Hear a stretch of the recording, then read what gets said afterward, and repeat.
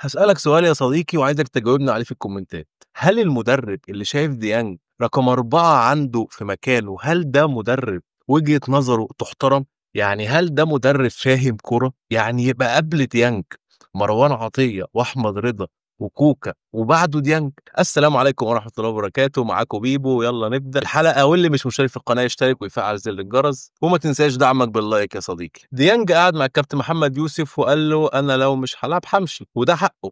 أنا مش هاجدد غير لو المدرب عايزني، أنا عايز ألعب في كأس العالم وعايز ألعب في أفريقيا. المشكلة هنا بقى، يعني إيه مدرب شايف إن ديانج رقم 4 عنده؟ في حاجة تانية أنا مش معترف بيها، أنا مش معترف بأي مدرب ما لعبش كورة قبل كده. واحد بقى هييجي يقول لي: "طب ما مورينيو ما لعبش كورة قبل كده." مورينيو دي حالة شاذة، لكل قاعدة شواذ. مورينيو حاجة مختلفة، عامةً ما ينفعش، عامةً هو كده ما عندوش حساسية الملعب، ما جرّبش اللعب في الملعب، فبالتالي الحساسية بتاعة الملعب مش موجودة. أنا من ساعة ما هو شاف إن علي معلول يمشي وإن عبد القادر مش عايزه، أنا قُلت كده هو مش هينفع معاه. عارف لو ما كناش لعبنا معاه كاس عالم وكان لسه جاي وده أول ماتش ليه رسمي، أنا ما كنتش اتكلمت، كنت قُلت إن هو لسه بيفهم الفرقة ولسه عايز يتعرّف على الفرقة.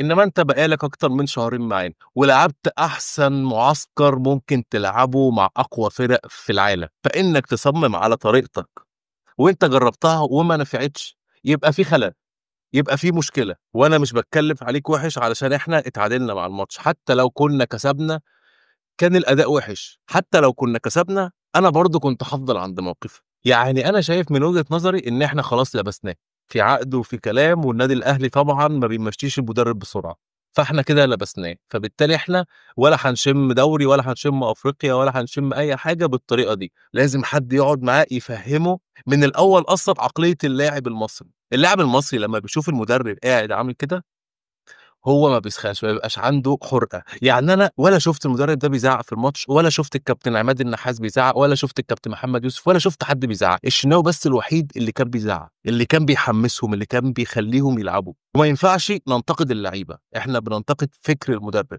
المدرب مش عارف إمكانيات لعيبته، فبالتالي مش عارف يوظّفهم صح. هو شايف نَفْسه إن هو بيلعب بطريقة أنا مش هاغيّرها، وده غلط. وأدينا شُفنا تشافي مع برشلونة كان عامل إزاي، ولمّا فليك مسكهم بقوا عاملين إزاي. هم الفرقة، ولكن هو عرف يوظّفهم صح، هو عرف إمكانياتهم، فبالتالي عرف يشغّلهم صح. دي النقطة، مش أنا هالعب كده وخلاص. يعني هو لو كان لعب حلو وخسرنا ما كناش هنتكلّم معاه، بالعكس كنا هنشيد بيه. إحنا ما بنتكلّمش علشان إحنا اتعادلنا أو خسرنا، إحنا بنتكلّم على طريقة اللعب، طريقة الجُمل. أنا ما شُفتش جملة واحدة اتلعبت، والله العظيم الزمالك لعب أحسن.